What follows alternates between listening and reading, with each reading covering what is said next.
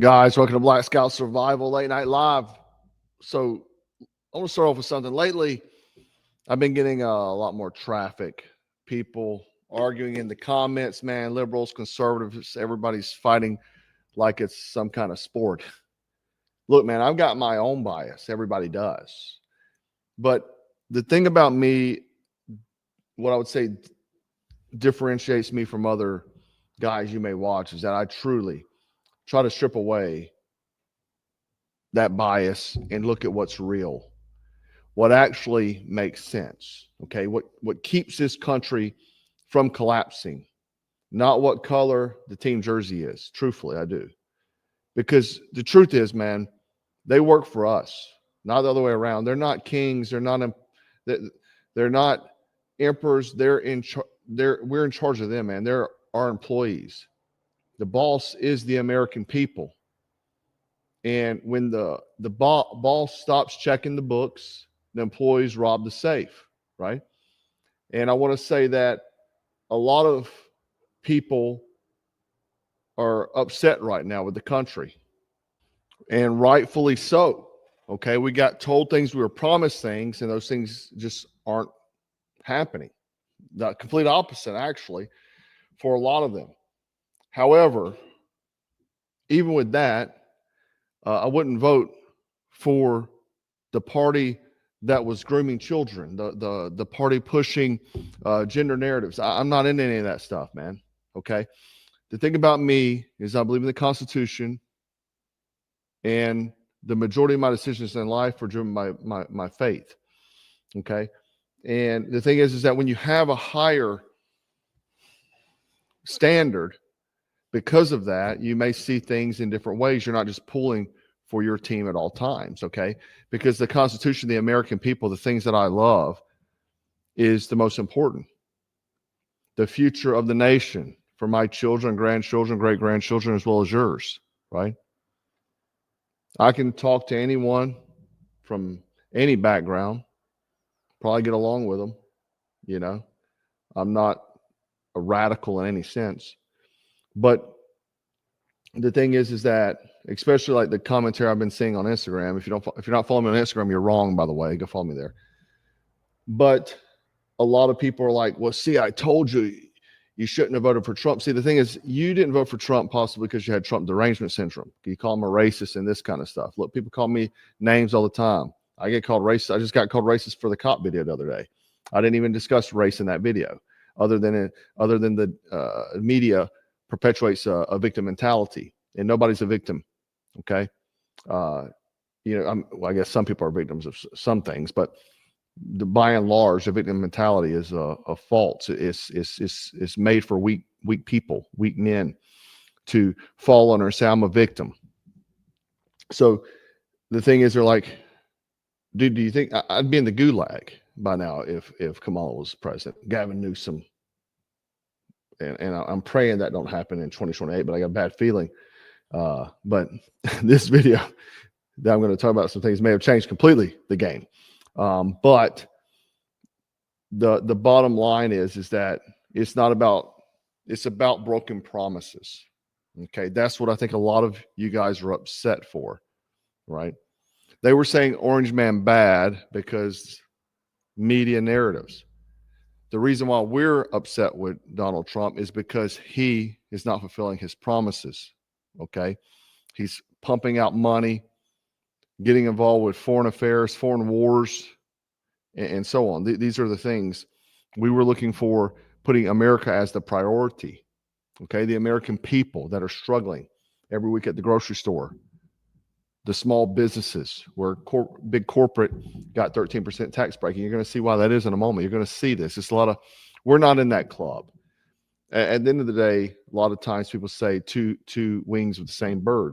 I think a lot of us realize that now. A lot of people have been saying that for a long time. And when some people would say that, though, it's because they had the TDS. But truthfully, what we see now that it really is. I mean, I've kind of always had that underlying feeling. I did have hope, but at the end of the day, it's our responsibility to hold these people accountable.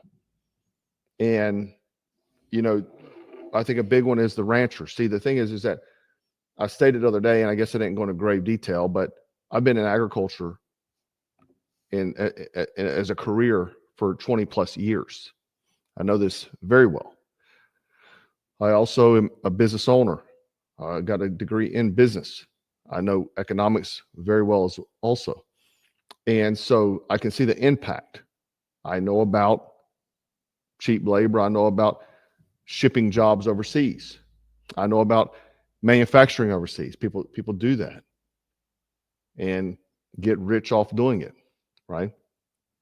That's why Amazon, Walmart, and all these guys. But the thing is, they got benefits slipped to them that offset that cost. Now you caught a lot of that cost, but they're not suffering. Only you are, okay? Because this is a big club and we're not part of it. But going back to keeping people in check, man, let's start off with the ranchers again. Trump floated importing beef from Argentina to stabilize prices. That's not America first. That's corporate first, okay? And a lot of people I've seen comments, people that they're speaking about things they don't know. It would be like me going into an operating room and trying to tell a surgeon how to do his job. The fact of the matter is that the ranchers, there's a lot of problems because the thing is you can't just all of a sudden magically make a bunch of cows, okay? A bunch of cattle. This stuff can be impacted for years. Things like droughts, right? It's not just even the cheap labor. A lot of them use immigrants, right? Illegal immigrants. But the fact of the matter is it's not even all that. It's just really, it takes time to recover, okay? And politicians for a long time have been buying foreign meat as well as Trump, okay? And what that does is that costs the meat packers, the further processors, they want the cheapest meat because then they can charge the same prices. So now the ranchers have to sell to be competitive at a lower price. They're losing money because farming has a ton of overhead. That's the thing a lot of people don't understand. It's a ton of overhead. And one bad season can put you completely out of game. 77 ranchers go out of business every day. You can look that figure up, right? We have Meriwether Farms, who is one of the largest meat producers, okay? They say, Mr. President, don't betray us because foreign meat kills. American ranching the same way cheap Chinese labor killed American manufacturing, okay? So these guys are feeling the pain. The same logic that made corporations ship jobs overseas, buy cheap, sell high, but when you sell your sovereignty for profit, you're just another globalist in a red tie, okay? Even Tommy Lauren, and I don't follow her or anything, but I saw her said, why in the actual would we buy Argentina beef?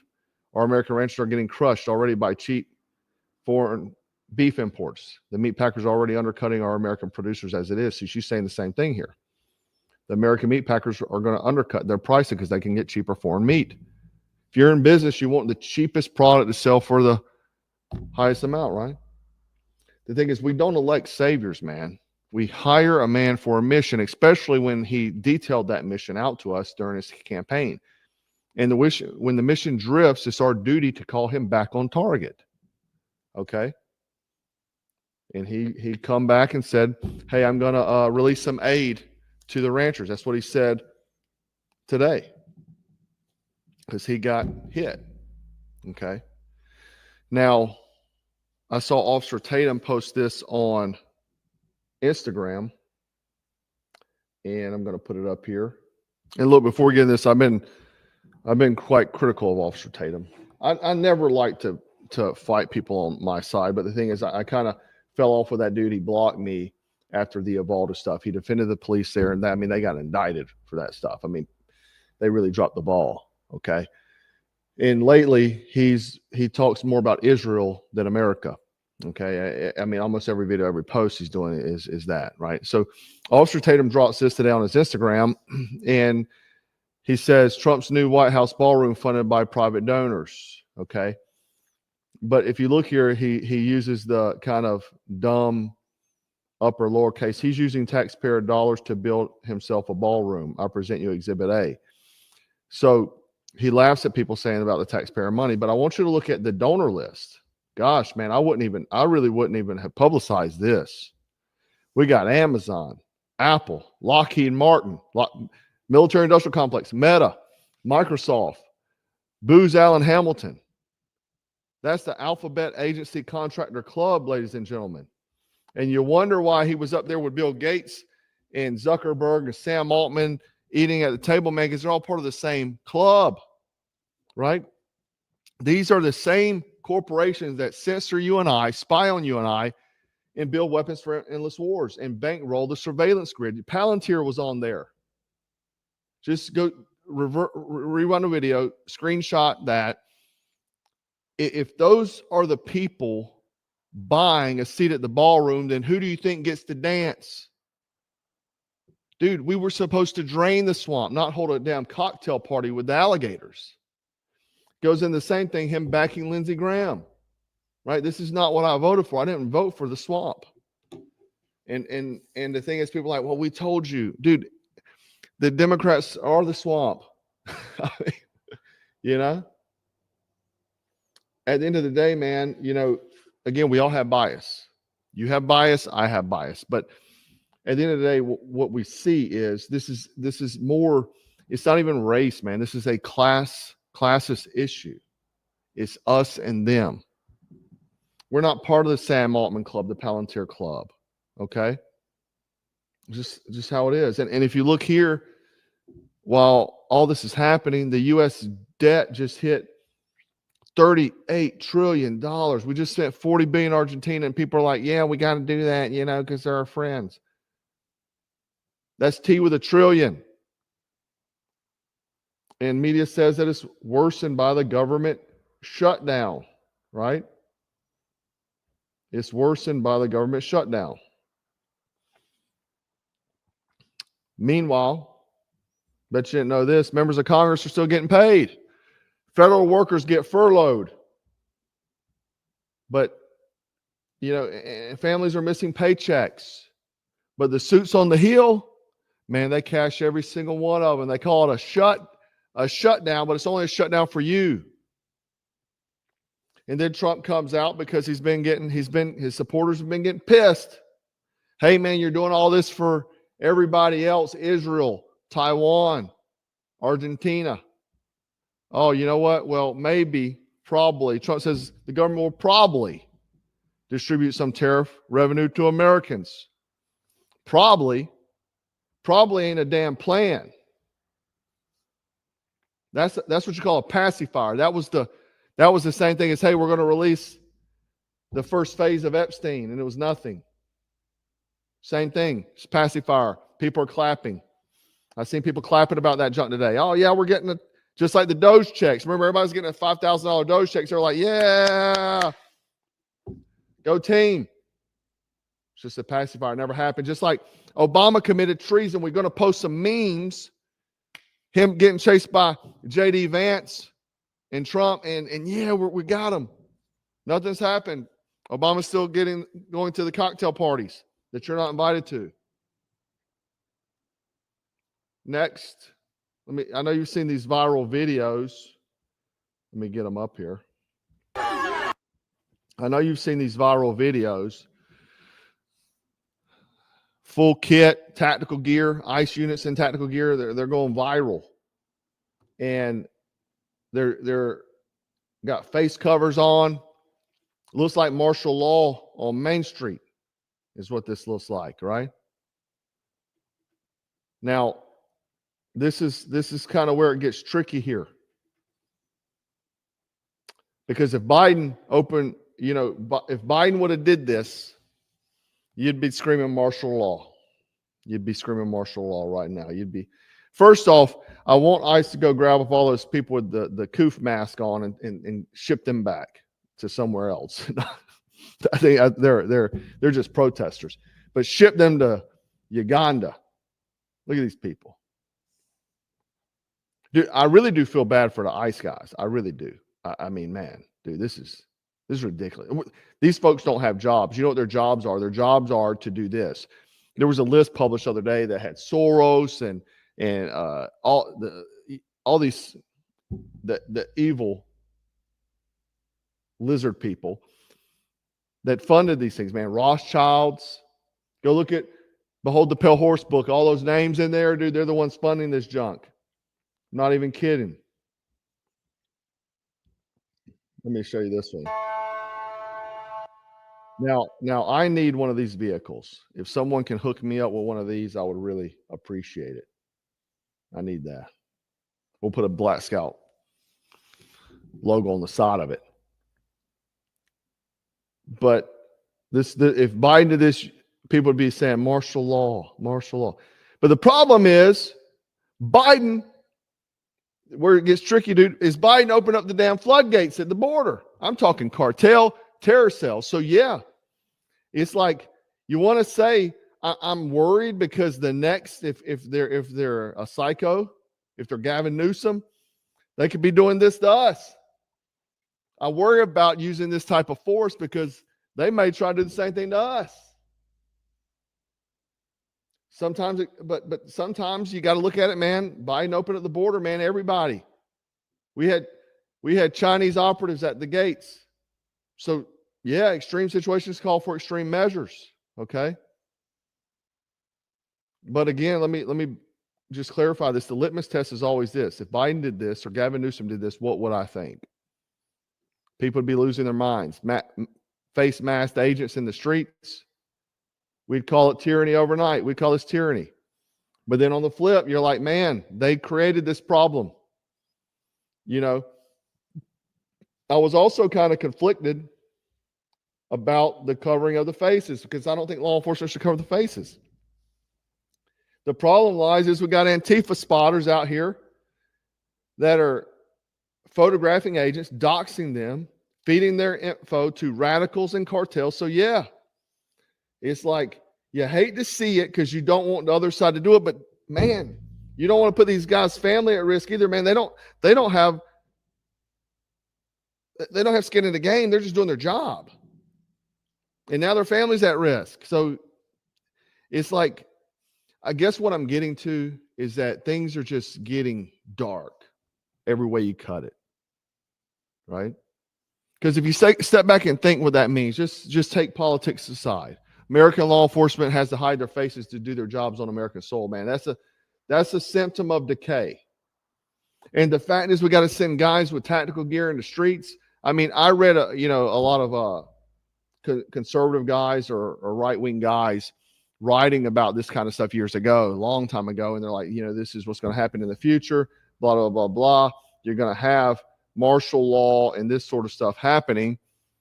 And they talked about things like this. And then the same people cheer. So I'm really conflicted. I'd like to know your thoughts because I really don't know. Extreme circumstances call for extreme measures. Joe Biden opened the gate. So, I mean, what else do you do? It kind of goes into the next thing, though, where a memo got put out for the National Guard that there's a report, that a leaked memo about prepping the National Guard for nationwide civil unrest by April 2026. Check it out. Pete Hegseth asked directly. Find out. And then I have a question for Secretary Hegseth. Sir, a memo circulating on social media details the establishment of a National Guard response force that's going to be trained in crowd control and civil unrest and deployed in all 50 states by April of 2026. Can you verify the authenticity of that memo, and do you have any more information on the operations? I'm not going to answer particulars on something that may be in the planning process, but we definitely do have multiple layers of National Guard response forces, whether it's in each state, whether it's regionally, whether it's Title 10 active duty, whether it's Washington, D.C. We've got a lot of different ways that constitutionally and legally we can employ Title 10 and Title 32 forces, and we will do so. So you got to ask yourself, guys, are they expecting civil unrest? What are they planning for? Economic collapse, election chaos, food riots? You don't have to train a response force for peace. You train it because somebody expects the country to light up. You don't draft an evacuation plan for a house you don't think will burn. And maybe it comes into Steve Bannon dropping the bomb. Trump's going to get a third term. get a third term. So Trump 28, Trump is going to be president in 28, and people just ought to get accommodated with that. So what about the 22nd Amendment? There's many different alternatives. At the appropriate time, we'll lay out what the plan is, but there's a plan, and President Trump will be the president in 28. Okay. A lot to unpack here. He says there's a plan that they'll reveal later. That is not speculation. That is not him trolling. That is him telling that there is a plan. He will be president in 2028. And they're not going to reveal it yet. Now, I'd like to know your thoughts. How do you feel about that? You know, because when power tastes good, man, nobody stops at one serving. It's like those chips, Pringles. And the thing is that the 22nd Amendment wasn't written for Democrats, man. It was written because of human nature. You look at other countries where dictators take over, right? So I want to know your thoughts about that. Do you think you can excuse overreach just because it's your guy? Or would that make you no different than the cults that you mock? I'd like to know. But what I do know is that he's saying that with absolute certainty. So maybe that's why they're prepping the National Guard Response Force in every state, all 50 states, he said. So you have to ask yourself, maybe that's what it is. They're preparing for it. I do think the midterms are not going to go well. They never do. Usually they always lose the House, or they lose one. But I don't think the way the thing's been going, a lot of people are pissed off because promises not kept, that they will lose. And a lot of times that happens, and then you wind up having a stalemate the rest of the term. Nothing gets done except for executive orders and so on. But no real movement ever gets done, no legislation. And that's how the Uniparty loves it. That's why nothing ever gets done. That's why Obama was never able to take your guns, or Biden was never able to take your guns, because of that reason there. No real legislation ever happens after that, unless it benefits the Uniparty as a whole, and they'll do it, like Obamacare. So that they will make things like that happen. But we have, I want to just talk about this one thing in Minnesota, because it kind of represents the problem. You can go clean up the streets, right? You can, like Trump sending these folks out to clean up the streets, the National Guard and so on. But the problem is when you don't drain the swamp still operates. The alligators are still there. Minnesota Democrats announced they won't prosecute felony cases that come from low-level traffic stops, right? Law enforcement's calling it deeply troubling, because those stops are how they seize illegal guns and drugs. And I don't know what they classify as illegal guns, because I've never heard of an illegal gun. I believe in the Second Amendment, I don't think any guns are illegal. But maybe they're guns used in crimes. Who knows, right? But anyway, it's real criminals, real threats. And you can't fix violence by ignoring it. You just let it metastasize. And then the chaos spreads. And they'll use it to justify more control. You create the fire, then sell the fire extinguisher. Let me play the video here. This morning, we are here to talk about the Hennepin County's decision not to prosecute felony cases that stem from low-level traffic stops. Lawful traffic stops are routinely led to the removal of illegally possessed guns, narcotics, and other serious threats from our streets. Again, lawful traffic stops. Now listen to the numbers she's pointing out. And she's upset because her hands are now tied. This year, our deputies and detectives have seized 377 illegally possessed guns. Nearly half, 47%, of those illegally possessed guns we've confiscated are from traffic stops. That's 175 guns just this year that were found during traffic stops. This policy will embolden criminals. We see it every day in traffic stops, where people who are committing criminal activities in our communities say, we're not supposed to chase them. We're not supposed to pull them over. The criminals are paying attention, people. It will worsen the Hennepin County's already serious accountability problem, and it will put more lives at risk. At a minimum, these stops offer an opportunity to educate drivers about the law. When they do result in the seizure of illegal guns and contraband, it serves as crime prevention tool as well.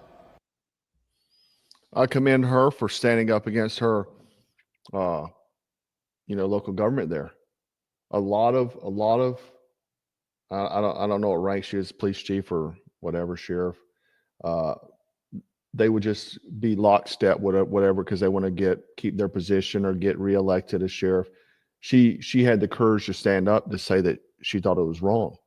Now, again, I don't know what illegal firearms means. Maybe it's stolen. The problem is that Obama, he shipped in a bunch of Somalis into Minnesota to flip the vote. It's a blue state now, and because of that reason.